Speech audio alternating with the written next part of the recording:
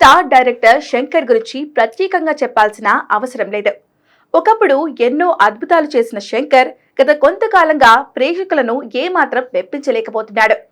Robo cinema తర్వాత శంకర్ నుంచి వచ్చిన ప్రతి సినిమా కాస్ట్ ఫెయిల్యూర్ గా మిగిలిపోయింది. ఇటీవల వచ్చిన ఇండియన్ 2, గేమ్ చేంజర్ సినిమాలు బాక్సాఫీస్ దగ్గర నిరాశపరిచాయి. ముఖ్యంగా గేమ్ చేంజర్ సినిమాలో పాటల కోసమే 75 కోట్ల వరకు ఖర్చు చేశారు. ఈ సినిమా కోసం రామ్ చరణ్ 3-4 ఏళ్లు కష్టపడ్డాడు. అయినా కూడా రిజల్ట్ కూడా కొట్టేసింది.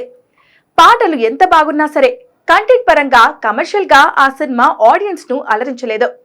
లేదంటే భారీ నష్టాలు తప్పవు. ప్రస్తుతం శంకర్ సినిమాల పరిస్థితి అలాగే ఉంది. అందుకే లిమిటెడ్ బడ్జెట్ లో శంకర్ సినిమా చేస్తే బెటర్ అనే కమెంట్స్ వినిపిస్తున్నాయి. కానీ అక్కడుంది శంకర్. ఏది చేసినా భారీగా ఉండాల్సిందే. అందుకే నెక్స్ట్ ప్రాజెక్ట్ ను గట్టిగా ప్లాన్ చేస్తున్నట్లుగా తెలుస్తోంది.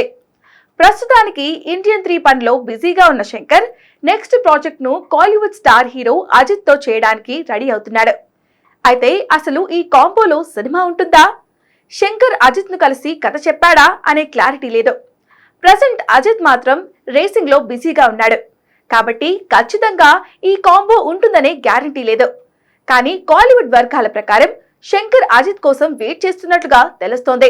అజిత్ తో వెల్పారి నవల ఆధారంగా సినిమా చేసే ఛాన్స్ ఉందని అంటున్నారు. మరి శంకర్ ఎలా ప్లాన్ చేస్తున్నాడో చూడాలి.